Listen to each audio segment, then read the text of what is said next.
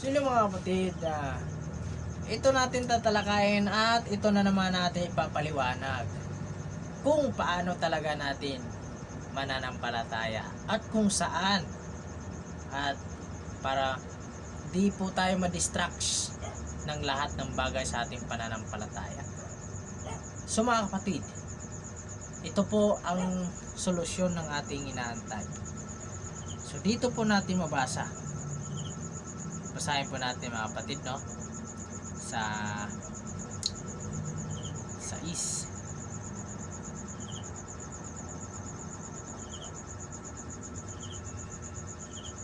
dito mga kapatid.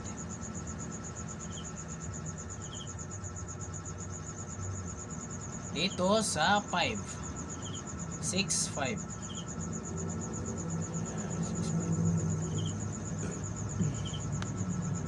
Yun mga kapatid, yun sa harap na makikita nyo, yun yung ating alamin kung paano natin gawin, no? Sige kapatid, tatalakayin na natin to, hindi na natin pagtatagalin pa. Sige, yun mga kapatid, no? Yan na po yung ating nakikita sa ating harapan, kung ano ang meron dyan. So tatalakayin po natin yan para po natin malaman. Ang title po niyan mga kapatid, ang turo tungkol sa panalangin, no? Sige, patuloy natin. Pag nananalangin kayo, huwag kayong tutulad sa ginagawa ng mga pakitang tao. Mahilig silang manalangin ng nakatayo sa mga sambahan at sa mga kanto ng lansangan para makita ng mga tao. Ang totoo, tinanggap na nila ang kanilang gantimpala. So ano bang ibig sabihin ng gantimpala na tinanggap nila? Dahil po mga kapatid, natanggap po nila ang kanilang gantimpala dahil sa kanilang pananampalataya. Kasi ano bang ibig sabihin ng kanilang pananampalataya, mga kapatid, no? So basahin po natin mga kapatid, no? Para po natin maunawaan. Basahin po natin dito sa 5, no? Mismo ako magbasa mga kapatid para po natin malaman. Kapag nanalangin kayo, huwag kayong tutulad sa ginagawa ng mga pakitang tao. So dito na nakuha ng ebidensya mga kapatid. Mahilig silang manalangin ng nakatayo sa mga sambahan at sa mga kanto ng lansangan para makita ng mga tao ang totoo, para makita ng tao ang nakita ng tao ang mga tao ang totoo. So dito na nakita nila ang totoo. Tinatanggap nila ang kanilang gantimpala. So ang ibig sabihin mga kapatid, dahil po sa kanilang pananampalataya, kaya po natanggap na nila ang kanilang gantimpala, no?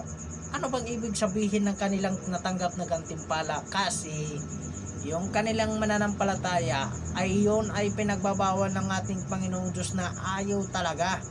Kahit sa simbahan, mananampalataya, manalangin ka, nakatayo, ayaw ng Panginoon Diyos yun. Wala ang Diyos ginawa nang siya ay nakatayo, nanampalataya siya. Di ba nakita nyo naman si Kristo doon sa kanyang Mateo, no? Nanampalataya siya na nakaluhod sa harap ng bato, no? Ganon din dapat ang natin gawin. Huwag po tayo tumayo, pwede naman tayo umupo, magdasal, no? Yun lang po ang sinabi ng Panginoon. Ayaw ng Panginoon na nakatayo at nanalangin kahit saan, no? So ayaw na tapos pakitang tao lang. So ayaw ng Panginoon yun mga kapatid. So patuloy natin to.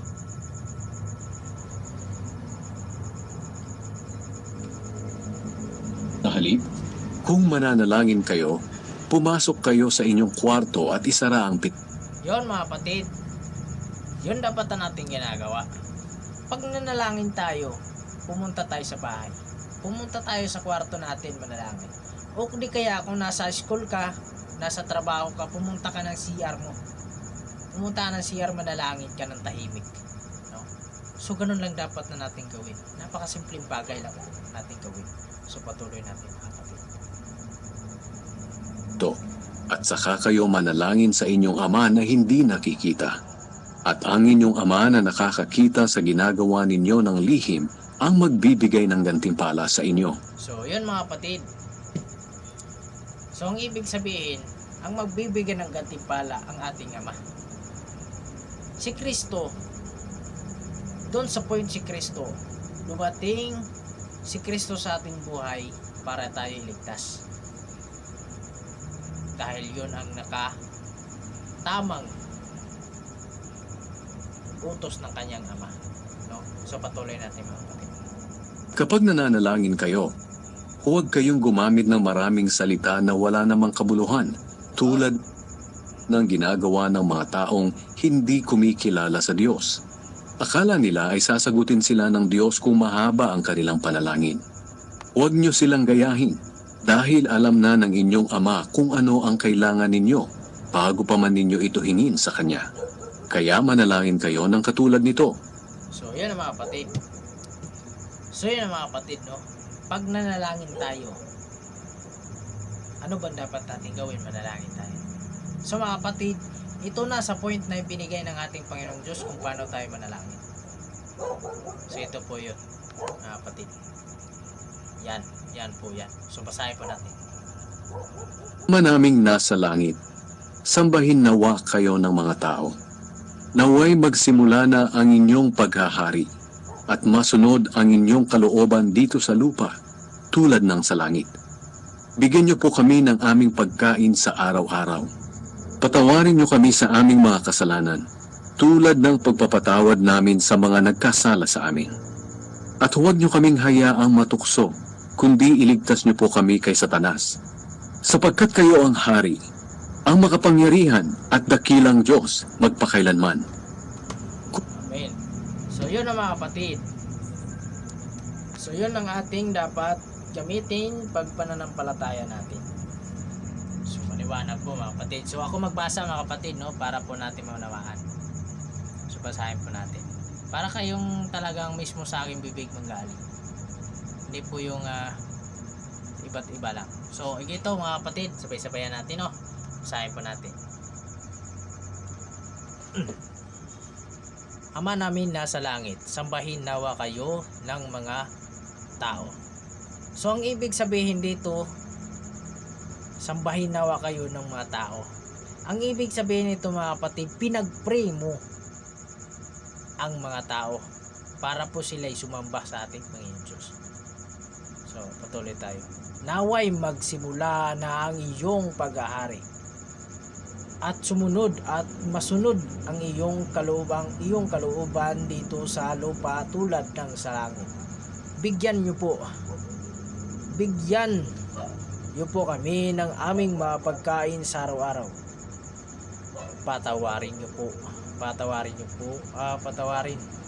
niyo kami sa aming mga kasalanan tulad ng pagpapatawad namin sa mga nagkasala sa amin. At huwag niyo kaming hayaang matukso, kundi iligtas niyo po kami kay Satanas, sapagkat kayo ang hari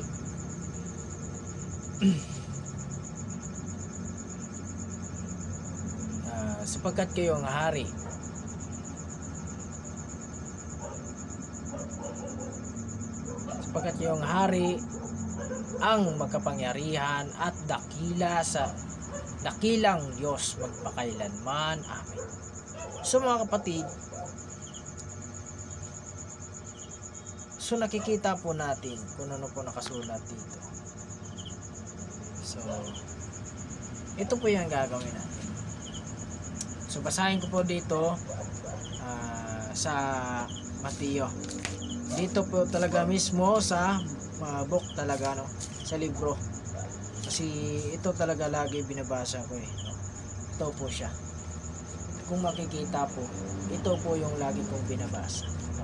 So basahin po natin dito kung paano. Ama naming nasa langit, sambahin nawa ang iyong pangalan. Dumating nawa ang iyong kaharian. Masunod nawa ang iyong kalooban dito sa lupa tulad ng sa langit. Bigyan mo kami ng aming pagkain sa araw-araw at patawarin mo kami sa aming mga kasalanan. Tulad ng pagpapatawad namin sa mga nagkakasala sa amin, at huwag mo kaming hayaang matukso, kundi iligtas mo kami sa masama, sapagkat iyo ang iyo ang kaharian at ang kapangyarihan at ang kaluwalhatian magpakailanman. Amen. So dito nabasa natin mga kapatid, iba siya, pero ang ibig sabihin ay isa lamang, no? So mga kapatid, ito po yung aking hanapin ko po to para po natin ito maayos pagbasa. So mga kapatid, hanggang dito na lang tayo, at naway may nalalaman kayo sa ating binahagi ngayong gabi, mga kapatid. So mga kapatid, nagpapasalamat ako sa iyo dahil sa inyong panonood at nakita niyo si Kristo sa ating panonood. So mga kapatid, salamat po sa inyo. Salamat po sa dakilang Diyos na makapangyarihan natin. So mga kapatid, hanggang dito na lang, at naway may nalalaman kayo at may naintindihan at may naramdaman kayo na kakaiba sa inyong sarili.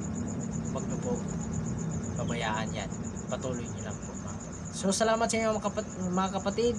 God bless all. Ingat kayo palagi.